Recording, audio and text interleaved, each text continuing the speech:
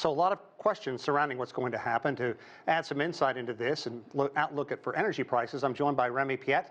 He is the senior partner at the consulting firm Embellie Advisory. Good to see you again. Thanks for coming back. We certainly appreciate it. A pleasure to be with you, Sean. I want to begin by just talking about the price cap on Russian oil that has gone into effect. What is it meant to do? Because I think people all around the world have heard for the better part of a year that there is a very harsh embargo toward Russia. Why is today's action any different? Yes, I mean, it will not have any actions or consequences on the situation in Europe because there's going to be a ban on Russian oil. So as a result, obviously, decreasing the prices doesn't change anything for the situation in Europe.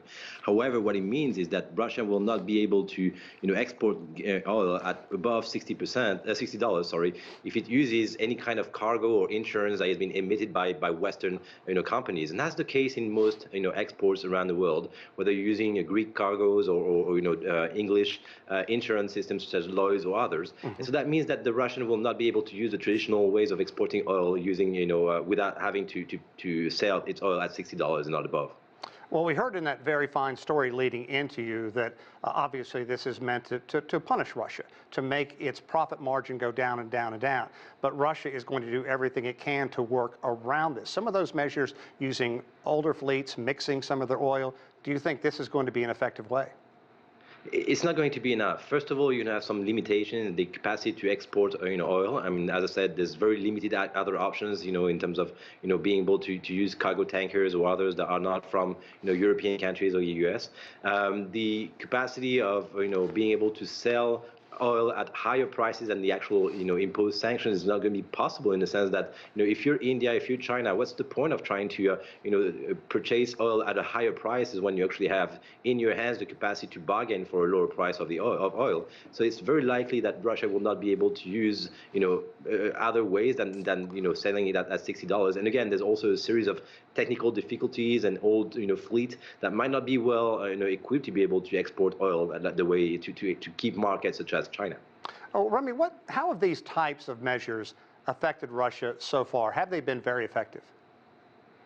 So far, we've seen a very high price in oil. I mean, the reason why the OPEC Plus, for example, has decided not to increase production is that, oil prices used to be traded around $100. Now they're in the low 80s. And so when oil was traded at $100, obviously there was a very positive situation for Russia to be able to, finance its war effort in Ukraine. It has tapped into its reserves, but that was obviously very positive in terms of, the increase of oil prices for its economy. When you're looking today at very, lower price in the oil markets and especially the sanctions that will decrease exports from Russia to $60, it's going to be much harder for Vladimir Putin to be able to finance his war efforts, and it's likely that we're going to see serious economic difficulties for Russia in the next few months. I think a lot of people are wondering what the caps are going to mean, the sanctions going to mean to Ukraine and other nations that have been dependent on Russian oil for energy. I mean, it's very true. And first of all, we're talking only about oil. Then there's another, larger chunk, which is natural gas. What you're looking in terms of being able to offset, decreased export from Russia following the ban, you're looking at other exporters of oil. And that's why you have a series of new agreements with the United States, for example, with countries from the Gulf that are looking at potentially offsetting those exports from Russia. The problem that you're having is very different from one country to the other. Some countries like France have been able to, replenish their natural gas and oil reserves before the winter. Others are much more dependent on exports from Russia, such as Germany, for example, or the Baltic states. But at the end of the day, what you're looking at today is that you have an economic situation globally that is not very positive, that has really pushed down the price of oil internationally. There still has a series of issues in domestic market, and the electricity is still very high for different reasons in the European market. But it's looking like maybe that European countries will be able to pass the winter, and that Russia will not be able to dig into high prices of oil to be able to finance this conflict. Let's talk about OPEC nations, because Saudi Arabia certainly has not been extraordinarily kind to the United States recently in its oil decisions. A lot of controversy there. How do you think this decision is going to affect OPEC nations? Is this a chance for them to make more money? Could they possibly put more oil, not natural gas, into the market to help nations as the harsh winter approaches? So yeah, clearly Saudi Arabia is the big player here, and the fact that you're looking at the decision of not increasing oil prices is not favorable to the United States or to Europe. But again, without this conflict, that would be the normal trend in terms of this reunion of this meeting from the OPEC Plus, simply because the ongoing economic situation is looking dire today, with the Chinese economy slowing down and others around the world. And so as a result, the kind of push down on prices from $100 I was saying to low 80s would actually have warranted indeed a decrease of production also.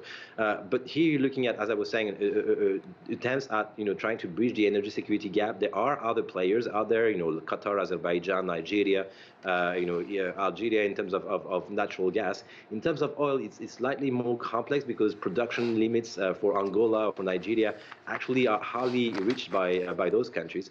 And Saudi Arabia right now is actually looking at, that's actually a very positive news for Saudi Arabia, to try to increase the prices by decreasing the production, and at the same time looking at a key competitor like Russia not being able to benefit from those oil prices. So you will see oil prices increase following this decision by OPEC Plus, probably not to the level of $100 a barrel. It will be positive for net producers such as the US or Saudi Arabia, for example. It will not be positive for Russia because they are limited by this cap on their barrel. Well, Remi, we know that Russia has promised retaliation against the United States. This story is not going away. We hope to have you back soon. Our thanks again to Remi Piet of Embellie Advisory for joining us. Thank you again, Remi.